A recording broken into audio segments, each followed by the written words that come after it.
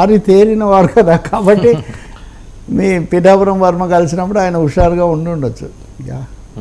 Sir ఏంటి exit పోల్స్లో clarity వస్తుందా నార్మల్గా? ఎందుకంటే ఎక్కువ సార్లు వస్తుంది 90%. అంటే తేడా కొంచెం అయ్యాయి, మిస్ అయినా కూడా తమిళనాడులో యూపీలో ఉన్నాయి, కానీ ఎక్కువ సార్లు దగ్గరగా ఉంటాయి. అంటే వెంటనే ఓటేసి బయటికి రాగానే అంత అబద్ధం అంత అవాస్తవం చెప్పడానికి సిద్ధపడరు. అనేక సార్లు ఓరల్గా కూడా అడగరు, ఒక బటన్ నొక్కితే ఇది అవుతుంది, మీరేం నొక్కదలుచుకున్నారో నొక్కండి అన్నట్లు. ఎవరు ఏది నొక్కారో కూడా వీళ్ళకేం తెలియదు. అంతకుముందు సర్వేలు అప్పుడేమో వివరాలు, వాళ్ళ డేటా ఇవన్నీ తీసుకుంటారు కదా. ఎగ్జిట్ కొంచెం డిఫరెంట్ మెథడ్స్ ఉన్నాయి అందుకే. సో శనివారం నాడు నైట్కి ఒక క్లారిటీ వచ్చేస్తుందా? దాదాపు ఇప్పటికే క్లారిటీ ఉందేమో నా డౌట్. అంటే ఎందుకంటే నేను ఉదయం ఒక ఐటెం చేసే సరదాగా, ఎగ్జిట్ మీద ఎగ్జిట్ అని. ఎగ్జిట్ మీద ఎగ్జిట్ ఈరోజు ఒక పత్రికలో వార్త రాశారు. ఆ వార్త ఏంటంటే, ఎగ్జిట్ పోల్ ఫలానా పార్టీకి అనుకూలంగా తెప్పిస్తున్నారు అని. అని ఎగ్జిట్ అసలు ఆ పత్రికలో ఏముంది, దాన్ని ముందే తెప్పిస్తున్నారని వీళ్ళకెలా తెలిసింది? ఇదిగోండి, సర్వేలో అనుకూలంగా ఉండేలా ప్లాన్ అంట. ఇది వద్దులేని మళ్ళీ వాళ్ళు ఫీల్ అవటం ఎంత ఎందుకని. ఏపీ వరకు మాత్రం వైసీపీ గెలవబోతుందని చెప్తే చాలని వారితో బేరాలు జరుపుతున్నారని అంటున్నారు. ఒకరిద్దరు సర్వే సంస్థల నిర్వాహకులను కూడా వారు సంప్రదించినట్లు సమాచారం. ఇందులో ఒక సర్వే సంస్థ నిర్వాహకుడు ఇప్పటికే తన డీల్ ఖరారు చేసుకున్నట్లు చెబుతున్నారు. జూన్ 1 సాయంత్రం టైంలో ఎగ్జిట్ ఫలితాలు విడుదల చేయబోతున్నాయని, వైసీపీకి అనుకూలంగా తమ సర్వే వచ్చిందని ఆ నిర్వాహకుడు ఇప్పటికే లీకులు ఇస్తున్నాడంట. వీళ్ళకి ఎవరికి ఇచ్చారో మనకు తెలియదు. అంటే ఎగ్జిట్ మీద ఎగ్జిట్ ఇది, ఆయన ఎగ్జిట్ ఇవ్వబోతుంటే అది ఆ ఎగ్జిట్ ఇలా ఉండబోతుంది ఇలా తెప్పి ఇంత ఆతృత, ఇంత అసహనం ఎందుకండి? ఎగ్జిట్ మీరు అన్నట్టుగా ఎగ్జిట్ రాగానే ఎవరిని వెళ్ళి ప్రమాణ స్వీకారం చేయించారు కదా. కాబట్టి ఇంకొక మాట కూడా, మనము ఎగ్జిట్ సంస్థ, మీరు సర్వే సంస్థలు అంత మూర్ఖంగా ఉంటాయండి.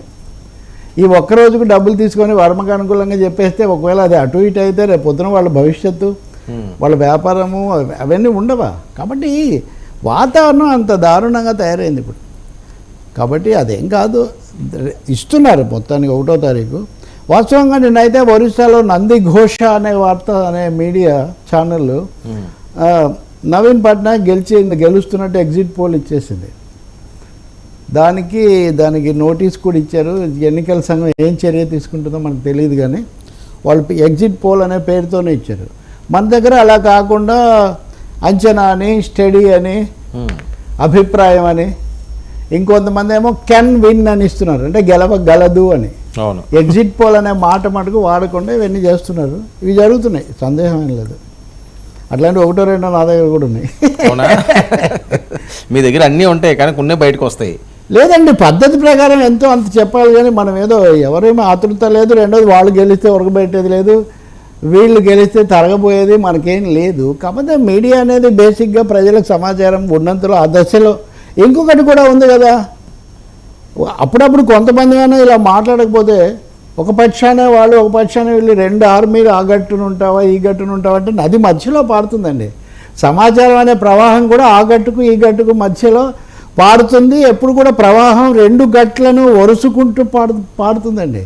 దాని మీద ఉన్న మనుషులకు 2 గట్లు ఉంటాయి, కానీ నీళ్లకు 2 గట్లు సమానమే. ఆ గట్టున పంట పండిస్తుంది, ఈ గట్టున పండిస్తుంది. పైగా ప్రవాహం ఎప్పుడు ప్రజలకు మేలు చేస్తుంది. ఎప్పుడు ఎడతెగ పారు ఏరుంది అన్నట్టుగా ఏరు పారితే అది ఉపయోగం. అందువల్ల కాకపోతే ఈరోజు ఉదయం నేను చూశాను తాజాగా, కొంచెం తెలుగు వాళ్ళకు అంతగా తెలిసి నాగన్న సర్వే తన అంచనా ఇచ్చిందని, అది వైసీపీకి అనుకూలంగా ఉంది. అంటే మినిమం మెజారిటీ ఉంది, 90+ ఉంది. ప్లస్ టైట్ సీట్స్ కూడా ఒక 20-30 మధ్యలో ఉన్నాయి. సో అది తాజా. అలాగే పార్లమెంట్ కూడా వీళ్ళకి ఆధిక్యత ఇస్తున్నారు వాళ్ళు. వాళ్ళ అంచనా అనుకుంటాను 94-95 మధ్యలో ఇచ్చినట్టున్నారు. అంటే 100 బిలో, 90-100 మధ్యలో. నెక్స్ట్ 95+ ఏదో ఉన్నాయి, ఒకటేరా. అంటే ఆ 20 టైట్లో కూడా కొన్ని వస్తాయి కదా.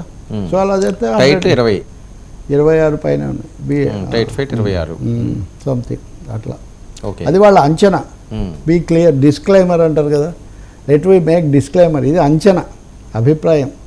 అది ఎగ్జిట్ కాదు. మీకు ఏమనిపించింది సార్ నేను చెప్పబోట్లేదు వర్మ గారు, పోల్ చూడగానే నేను ఈ రోజు రేపు నేను చెప్పబోట్లేదు నా అభిప్రాయం, అది నేను క్లియర్గా చెప్పనండి ఆ విషయం.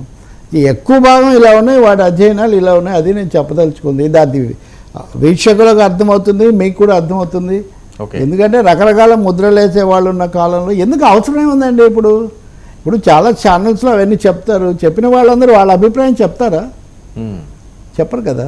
అవసరం ఏముంది? నేను అది ఉన్నది చెప్తున్నాను. అలాగే ఒక 2-3 చిన్నవి ఉన్నాయి. ఇప్పుడు ఇందాక చిన్న ఛానల్స్ అన్నట్టుగా ఓ 2-3 పెట్టారు, సెన్సార్ బోర్డు అనేదో పెట్టారు.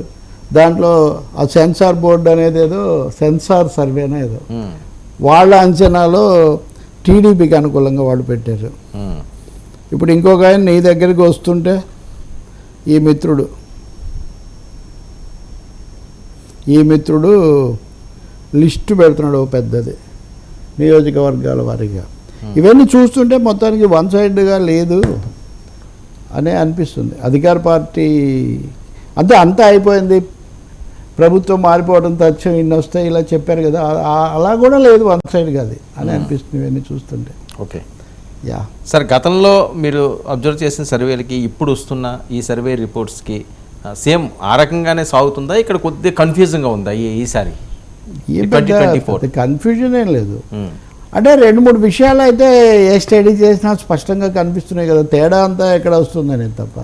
ఇప్పుడు రాయలసీమ మీద బయ్యంలో రాయలసీమ జగన్, గోదావరి పవన్ ప్రభావాలు అని అనుకుంటే మిగిలిన